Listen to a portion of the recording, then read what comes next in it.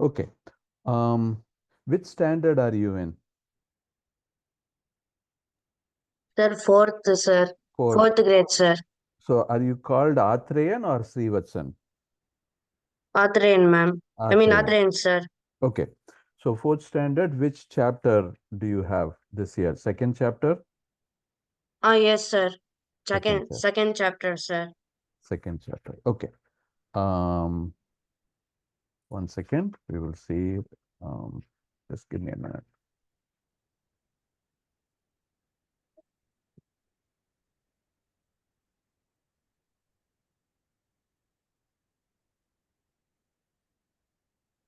Okay. Can you start from Katham Bhishmam?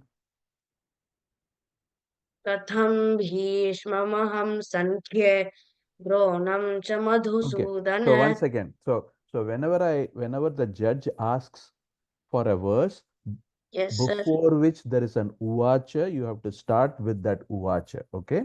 So when I'm Okay, asking sir. Katham Bhishma, you have to start from Arjuna uvacha. Okay, sir. Start.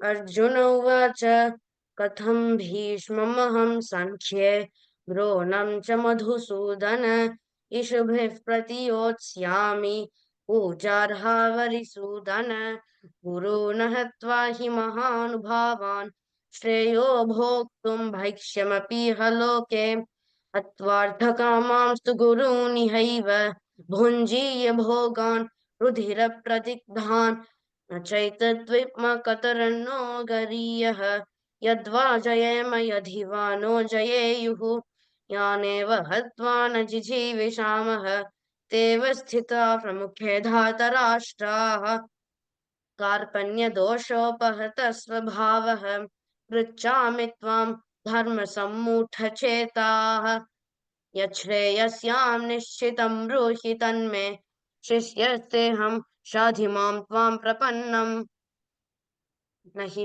प्रपश्यामि ममापनुद्यात् यच्छोकमुच्छोषणमिन्द्रियाणाम् अवाप्य भूमा वसपत्नमृद्धां राज्यं सुराणामपि चाधिपत्यम् सञ्जय उवाच एवमुक्त्वा ऋषिकेशं गुडाकेशः परन्तप न योत्स्य इति गोविन्दम् उक्त्वा तूष्णीं बभूवः Okay, तं stop.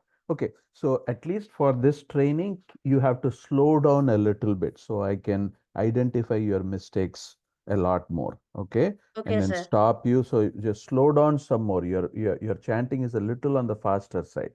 Okay, so let's chant the same verses. Start from Arjuna Uvacha one more time, please, but slower. okay sir Arjuna Arjuna उवाच कथं भीष्ममहं सङ्ख्ये द्रोणं च मधुसूदन इषुभिः प्रतियोत्स्यामि पूजार्हावरिसूदन गुरून् हत्वा हि महानुभावान् श्रेयो भोक्तुं भैक्ष्यमपीह लोके हत्वार्थकामांस्तु गुरूनिहैव भुञ्जीय भोगान् रुधिरप्रदिग्धान् न चैतद्विप्मकतरन्नो गरीयः Stop. So there, I want to hear Nachaitadvidmah. Okay, because there's a ka that comes after that, there needs to be a H sound, a clear H sound. Nachaitadvidmah kataranno gariyaha. Okay sir Start. न चैतद्विप्मः कतरन्नो गरीयः Okay, यद्वा so the next is don't say gariyaha. Okay, the gariya, it shouldn't come across as or good. It's not or bhavaha. It's bhavaha. Gariyaha. Can you say gariyaha? गरीयः That ha, not ha, but ha. Okay Can you sir hear the difference? Yes sir Okay. I can hear Start, the start, difference. start from nachaitad. न चैतद्विप्मः कतरन्नो गरीयः यद्वा जयेम यदि वा नो जयेयुः No stress in yadhi. यद्वा जयेम यदि वा नो जयेयुः.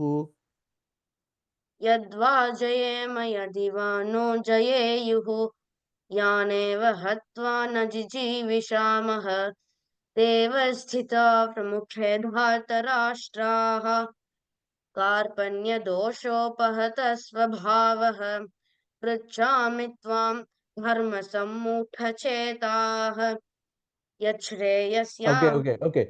So even chetaha, you are saying chetaha, even though this is the long version.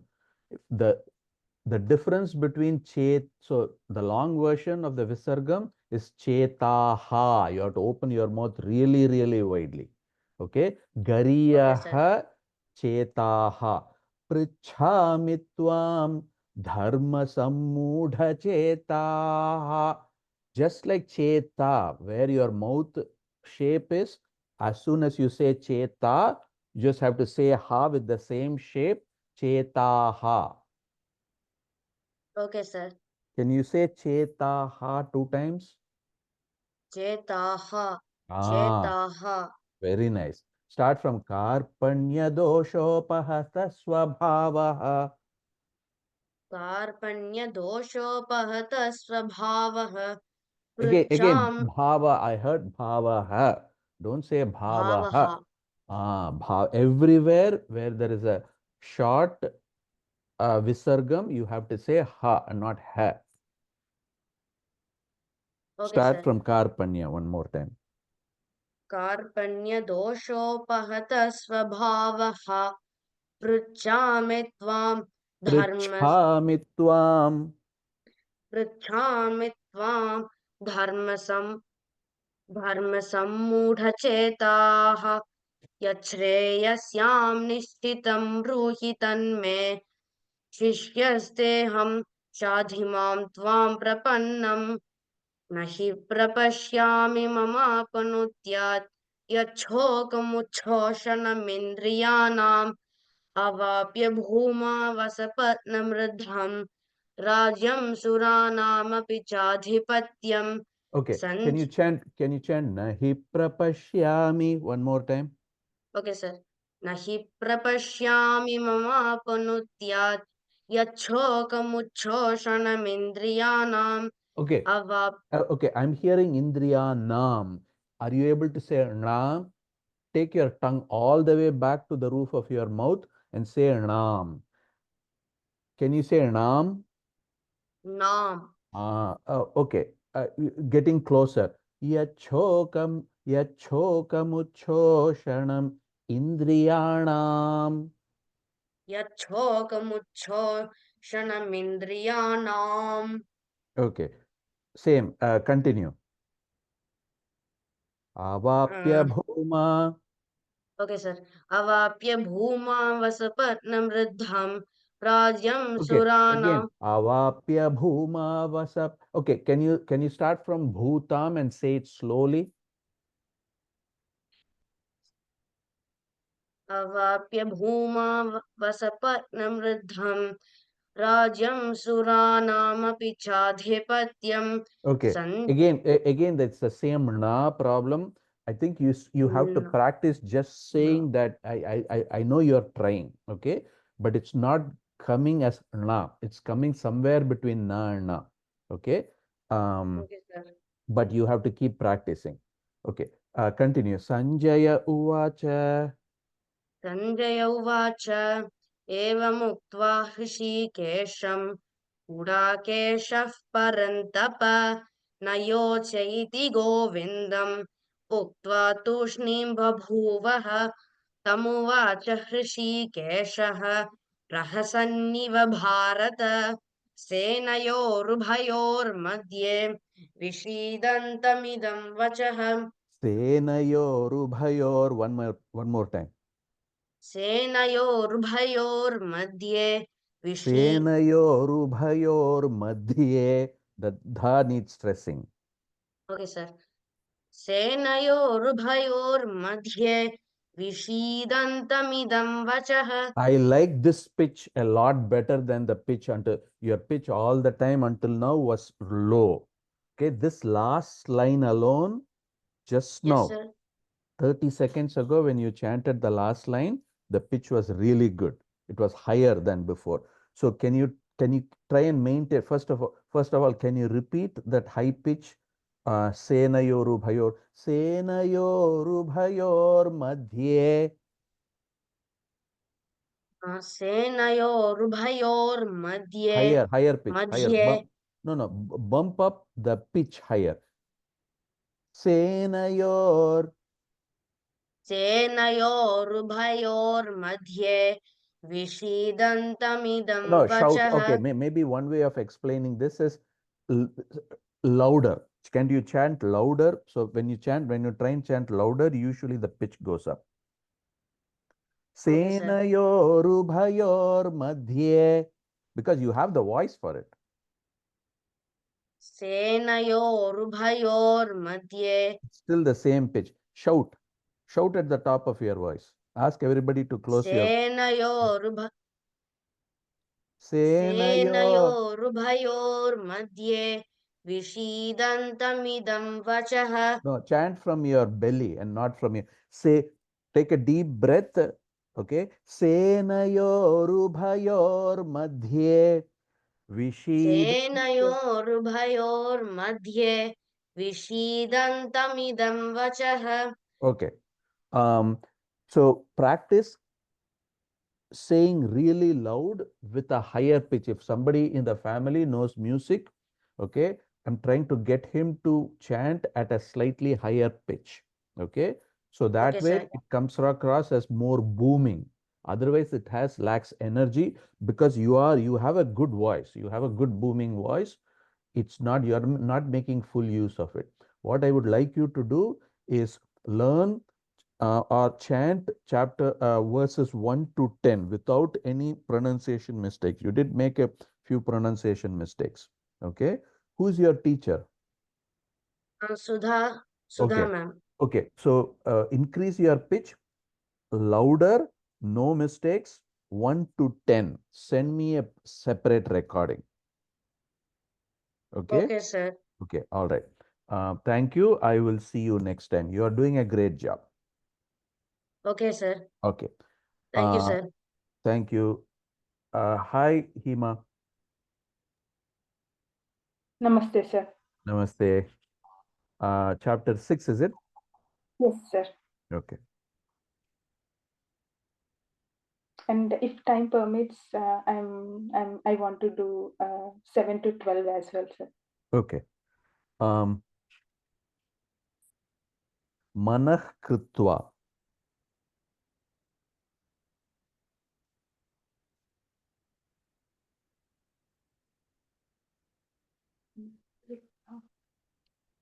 न किञ्चिदपि चिन्तयेत् शनैरुपरमे. No, Manah Kritva. Tatraikagram Manah Kritva. तत्रैकाग्रं मनः कृत्वा.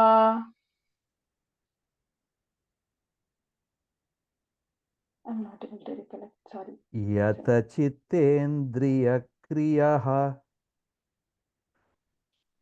Start from Shuchau Deshe. शुचौ देशे प्रतिष्ठाप्य स्थिरमासनमात्मनः. नात्युच्छ्रितं नातिनीचं चैलाजिनकुशोत्तरं. तत्रैकाग्रं मनः कृत्वा यतचित्तेन्द्रियक्रियः उपविश्यासने युञ्ज्यात् योगमात्मविशुद्धये. समं कायशिरो ग्रीवं धारयन्नचलं स्थिरः.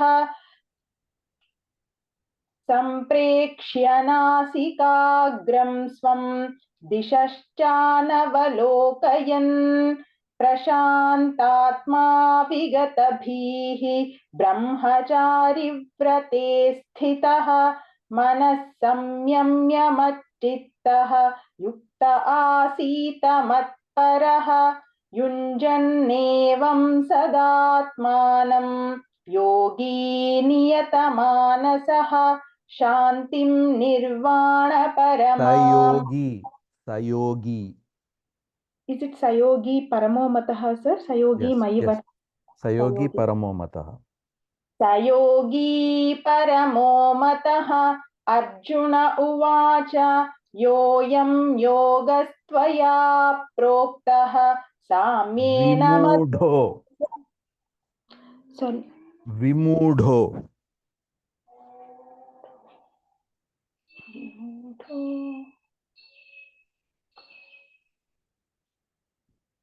Mahabaho vimudho.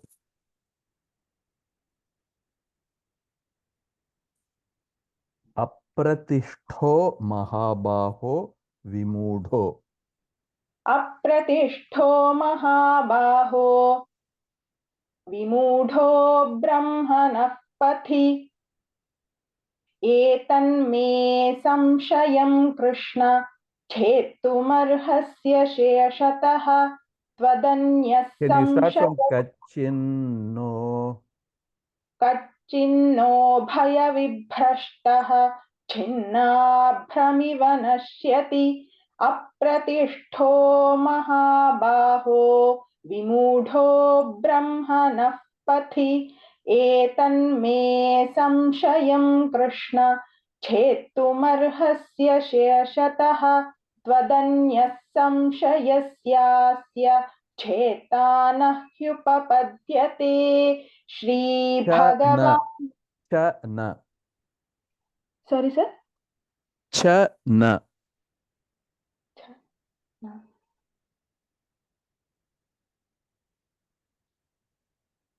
Yogi cha na.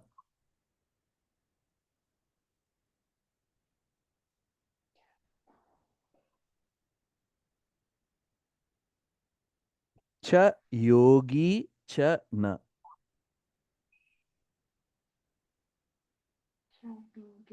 Sa sannyasi cha yogi cha na.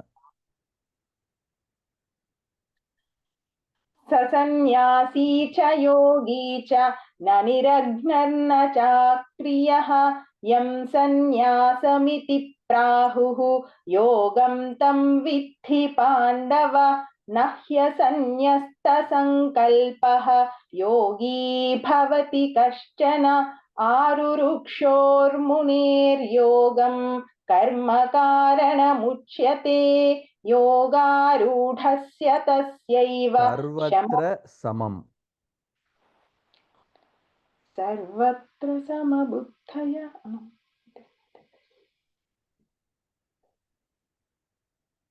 Sarvatra samam pashyati.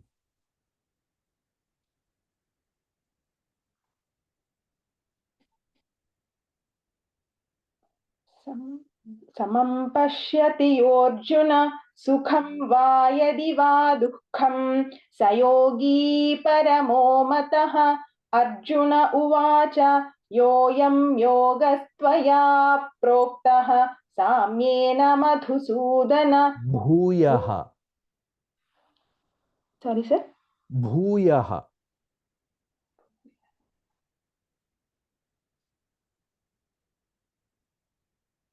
Bhuyaha samsiddhau. संसिद्धौ कुरु नन्दन पूर्वाभ्यासेन तेनैव ह्रियते ह्यवशोऽपि सः जिज्ञासुरपि योगस्य शब्दब्रह्माति वर्तते प्रयत्नाद्यतमानस्तु योगी संशुद्ध किल्बिषः अनेकजन्म संसिद्धः ततो याति परां गतिम् तपस्विभ्योऽधिको योगी ज्ञानिभ्योऽपि मतोऽधिकः कर्मिभ्यश्चाधिको योगी तस्माद् योगी भवार्जुन योगिनामपि सर्वेषां मद्गतेनान्तरात्मना श्रद्धावान् भजते यो मां समे युक्ततमो मतः। ॐ तत्सदिति श्रीमद्भगवद्गीतासु उपनिषत्सु ब्रह्मविद्यायां योगशास्त्रे श्रीकृष्णार्जुनसंवादे आत्मसंयमयोगो नाम षष्ठोऽध्यायः। Okay. Excellent. Very nice. Memory wise, you just need more practice. I'm sure you'll get there. Pronunciation is perfect. Your general impression is outstanding. Very nice. Okay, let's practice 7 to 12 a little bit. Let's start with Paramam Purusham Divyam. परमं पुरुषं दिव्यं याति पार्थानुचिन्तयन् कविं पुराणमनुशासितारम् अणोरणीयां समनुस्मरेद्यः सर्वस्य धातारमचिन्त्यरूपम् आदित्यवर्णं तमसः परस्तात् प्रयाणकाले मनसाचलेन भक्त्या युक्तो योगबलेन चैव ध्रुवोर्मध्ये प्राणमावेश्य सम्यक् सतं परं पुरुषमुपैति दिव्यं यदक्षरं वेदविदो वदन्ति विशन्ति यद्यतयो वीतरागाः यदिच्छन्तो ब्रह्मचर्यं चरन्ति तत्ते पदं संग्रहेण प्रवक्ष्ये। Stop. So I still remember 2 years ago you were struggling with the tune. You have got it. You have nailed it. Very nice. Okay, Naganam.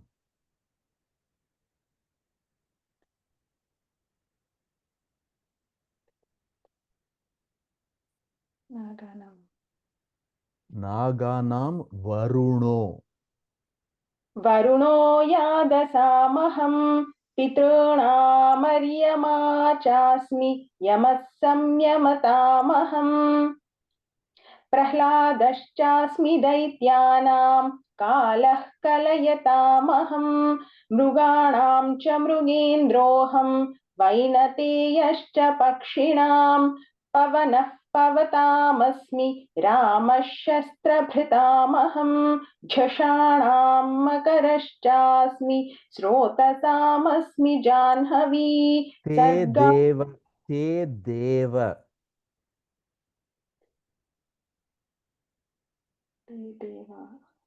Not Te Deva. Te Deva Vara Prasida. विज्ञातुमिच्छामि भवन्तमाद्यं न हि प्रजानामि तव प्रवृत्तिम्. Okay, so when the judge is asking you from a word, stick to one of the two strategies. Don't switch between strategies. Either start from where the judge suggested or start from the next verse, but not interchange the two. That's a little jarring to the judge. Okay, sir. Okay. Yeah. Sorry, continue. Te Deva Vara Prasida. Namostute. Start from Namostute. Namostute. Namostute Deva Vara Prasida. विज्ञातुमिच्छामि भवन्तमाद्यं न हि प्रजानामि तव प्रवृत्तिम्.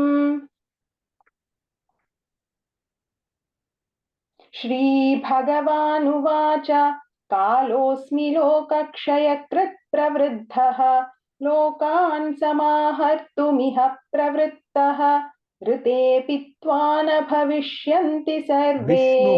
Vishnuhu.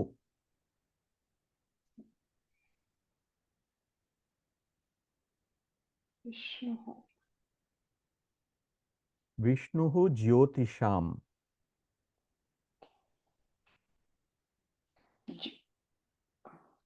ज्योतिषां रविरंशुमान् मरीचिर्मरुतामस्मि नक्षत्राणामहं शशी वेदानां सामवेदोऽस्मि देवानामस्मि वासवः इन्द्रियाणां मनश्चास्मि भूतानामस्मि चेतना रुद्राणाम्. Arjunam. Sanjaya Uvacha Ityarjunam Vasudevasthathoktvā Swakam Rūpam Darshayāmasa Bhūyah Ashvasayāmasa ca Bhītamenam Bhūtvā Punah Saumya Vapurmahatma Atha chittam. अथ चित्तं समाधातुं न शक्नोषि मयि स्थिरम् अभ्यासयोगेन ततः मामिच्छाप्तुं Aham धनञ्जय krituraham. अहं क्रतुरहं यज्ञः स्वधाहमहमौषधं मन्त्रोऽहमहमेवाज्यम् अहमग्निरहं हुतं पिताहमस्य जगतः माता धाता पितामहः Dhriti kshama. Can you repeat again, sir? Dhriti kshama.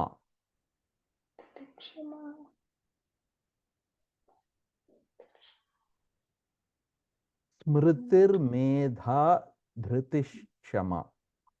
स्मृतिर्मेधा धृतिः क्षमा बृहत्साम तथा साम्नां गायत्री छन्दसामहं मासानां मार्गशीर्षोऽहं ऋतूनां कुसुमाकरः द्यूतं छलयतामस्मि तेजस्तेजस्विनामहम् Ashwinau. Ashwinau. अश्विनौ मरुतस्तथा बहून्यदृष्टपूर्वाणि पश्याश्चर्याणि Bharata Chakrinam. Sorry, sir. Chakrinam. किरीटिनं गदिनं चक्रिणं च Pandavanam. पाण्डवानां धनञ्जयः मुनीनां Jyotisham. ज्योतिषां रविरंशुमान् मरीचिर्मरुतामस्मि नक्षत्र Param dhama. अर्जुन उवाच परं ब्रह्म परं धाम पवित्रं परमं भवान् पुरुषं शाश्वतं दिव्यम् आदिदेवमजं विभुम् Yo mam smarati. यो मां स्मरति नित्यशः तस्याहं सुलभः पार्थ नित्ययुक्तस्य योगिनः मां Kaman. विहाय कामान्यः no, it is not in this. Tatah kaman. मयैव विहितान् हितान् अन्तवत्तु फलं तेषां तद्भवत्यल्पमेधसां देवान् देवयजो यान्ति मद्भक्ता यान्ति मामपि Okay, stop. Okay, let's stop here. Excellent, very nice. I guess from next time it might be more useful for you if I don't ask these really, really tough questions, because I think those can come later. Maybe we should gradually increase the difficulty, because very few people can answer those. So what we can do is I'll ask you from Pada 1 or Pada 3 and see if you are thorough with memory, and then move on from there. Thank you so much, All right. sir. Thank you. Bye. Have a nice morning, afternoon. Have a good night. Thank you. Thank you, sir. Bye.